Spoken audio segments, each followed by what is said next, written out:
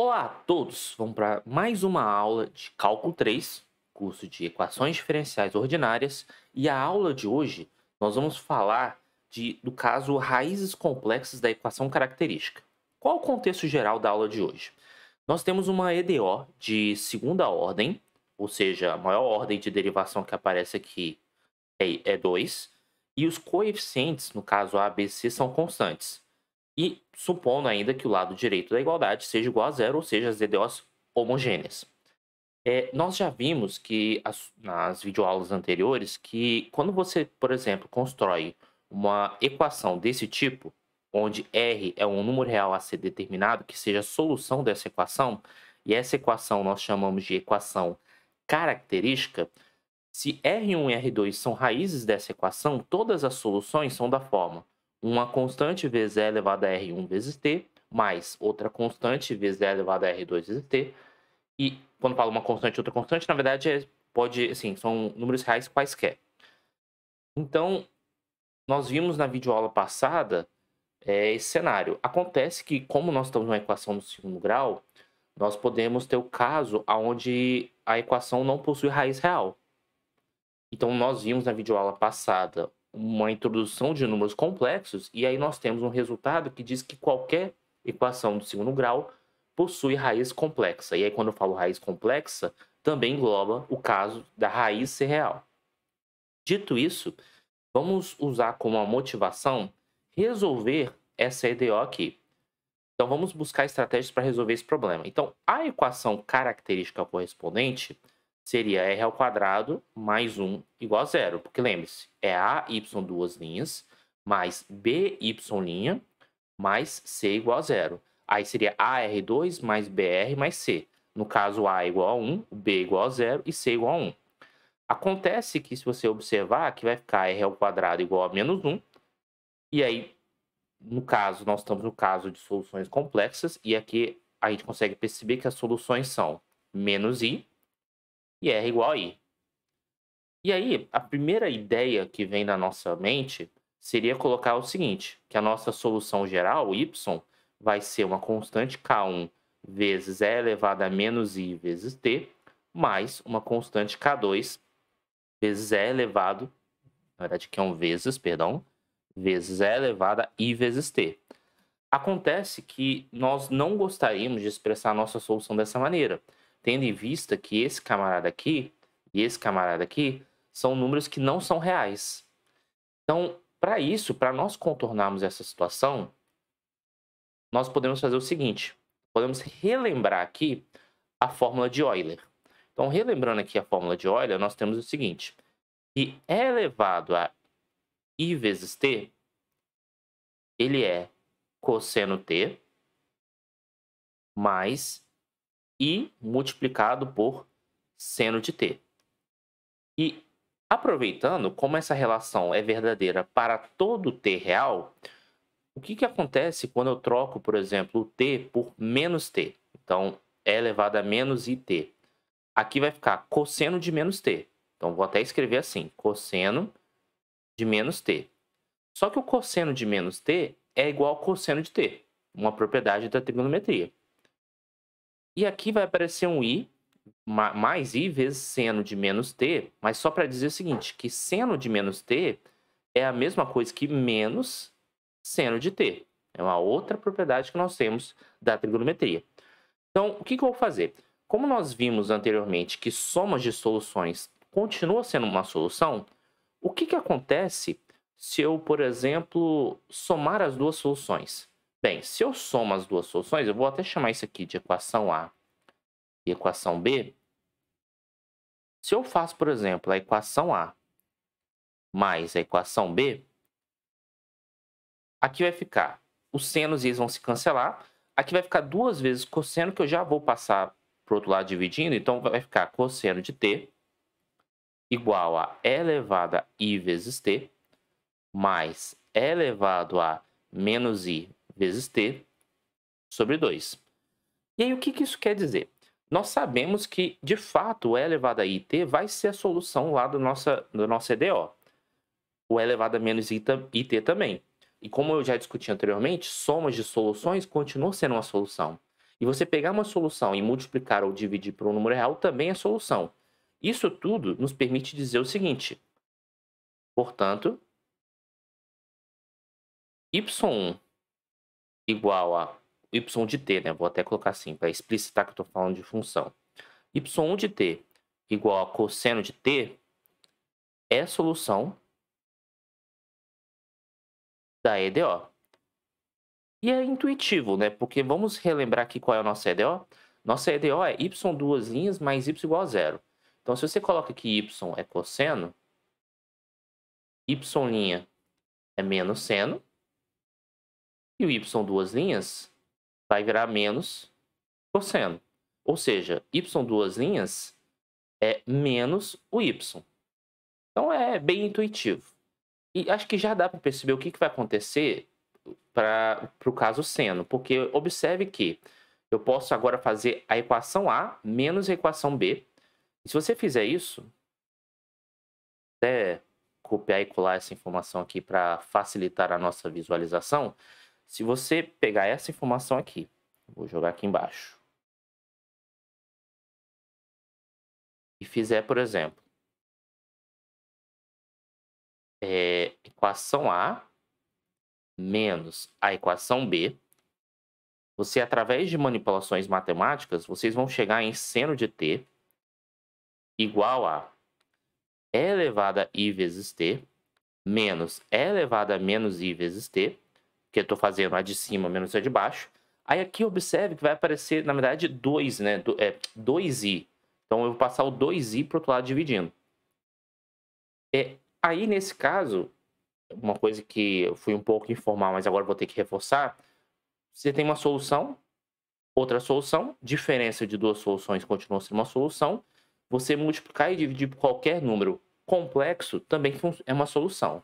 Ou seja, se esse cara é uma solução, você está me dizendo que isso implica que seno de t é solução. Solução da EDO.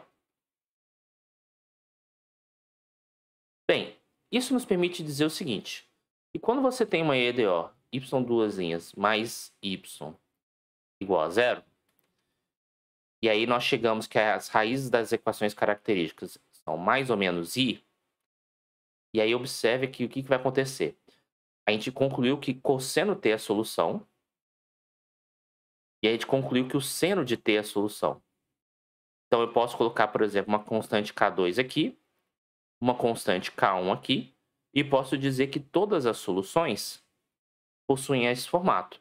É claro que nesse exato momento, eu não consigo justificar para vocês por que todas as soluções possuem esse formato. O que eu consigo justificar é, isso aqui é a solução da EDO, porque cosseno é.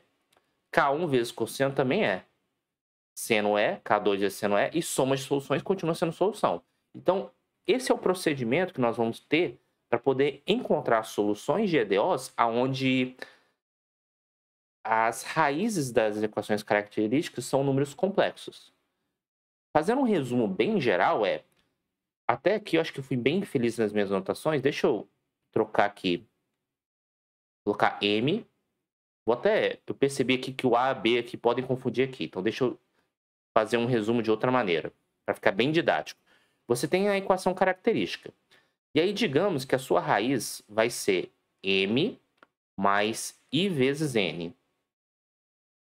E aí, uma coisa que temos da teoria dos números complexos é o seguinte. Quando você tem, por exemplo, uma A, B, C, números reais, e você tem uma solução complexa como essa, a outra solução complexa é o conjugado, ou seja, é só você inverter o sinal da parte imaginária. É uma teoria que nós temos, a gente vai assumir isso como verdadeiro, porque isso tem a ver também, quando você for aplicar a fórmula de Bhaskara, com mais ou menos raiz de delta. Então vai gerando esse efeito. Então, quando você tem um caso de uma solução complexa, m mais in e m menos in, você já pode concluir o seguinte, que a sua solução y vai ser k1 vezes e elevado a m vezes t, vezes cosseno de n vezes t, mais k2 vezes é elevado a m vezes t vezes seno de nt e voilá. Então, o que acontece? Quando você tem uma solução complexa, esse m, que é a parte real, ele vai gerar essa componente e elevado a mt nas duas soluções. E quando você tem, por exemplo, a parte imaginária sendo n, bem, na outra raiz a parte imaginária vai ser o menos n, esse n vai acompanhar aqui na multiplicação do ângulo do cosseno e seno. Então, sempre quando você tiver uma solução complexa, ele vai ser uma combinação, a solução geral vai ser uma combinação linear de senos e cossenos. E aí, se tiver uma parte imaginária, você vai usar ele como uma exponencial. Para poder consolidar o que a gente acabou de estudar aqui, vamos fazer um exemplo numérico. Então, vamos resolver essa equação diferencial. Então, a primeira coisa que nós precisamos fazer é resolver a CDO. A gente pode usar a famosa fórmula de Bhaskara, né? Então, para até mesmo, antes de mais nada, né, estudar as equações características, que seriam 16 r ao quadrado menos 8 vezes r mais 145 igual a zero. Então, vamos lá. Então, o nosso querido delta vai ser p ao quadrado, que é 64, menos 4 vezes 16 vezes 145. Esse é o nosso delta. Com um pouco de esperteza, vocês vão perceber o seguinte, porque dá uma certa preguiça fazer essa multiplicação, né? Mas o 4 vezes 16 é 64. Então, isso aqui é 64 vezes 145. Então, eu posso, por exemplo, já que aqui tem 64 e aqui tem 64, eu posso botar o 64 em evidência. E aí, quando eu boto o 64 em evidência, 64 dividido por 64 dá 1, menos 64 dividido por esse número vai dar 145. Então, isso vai dar 64 multiplicado por menos 144. Como eu vou ter que extrair a raiz quadrada disso, observe que eu vou fazer o seguinte. O delta vai ser menos, já vou deixar esse menos aqui na frente. O 64, ele é 8 ao quadrado. E o 144, ele é 12 ao quadrado. Então, nós temos uma primeira simplificação. Eu posso até, inclusive, agrupar, mas eu vou até deixar assim, porque assim a gente vai, vamos dizer assim, nós vamos continuar o desenvolvimento. Aí, aproveitando, o raiz de delta vai ser o i, por causa desse menos aqui. Raiz, porque aí o que acontece? Raiz quadrada de 8 ao quadrado vezes 12 ao quadrado, você pode quebrar em duas raízes, que aí é raiz quadrada de 8 ao quadrado vezes raiz quadrada de 12 ao quadrado. Que no produto, você pode separar as raízes quadradas. Então, ao fazer isso, isso vai dar 8 vezes 12. E aí, 8 vezes 12, até mesmo para poder acelerar a conta, vai dar 96. Então, vamos para a segunda parte da fórmula de Bhaskara. Então, o nosso R vai ser menos B, ou seja, cadê o menos B? O B é menos 8, então menos B é 8, então vai ficar 8. Mais ou menos raiz de delta, que é I vezes 96, dividido por 2 vezes o A. Cadê o A? É o 16. Então, isso aqui vai dar 32, eu já vou colocar dessa maneira. Dá para fazermos algumas simplificações, por exemplo, posso colocar assim, 8 sobre 32, mais ou menos 96 sobre 32 vezes I. Aqui, eu posso dividir, por exemplo, por 8, porque se eu divido por 8, aqui vai dar 1/4. Isso vai implicar que R é 1/4, mais ou menos. E aqui, deixa eu pensar um pouco, se eu dividir por 3 em cima e baixo, por 32 em cima e baixo, 32 dividido por 96 vai dar 3. Então vai ficar 3i.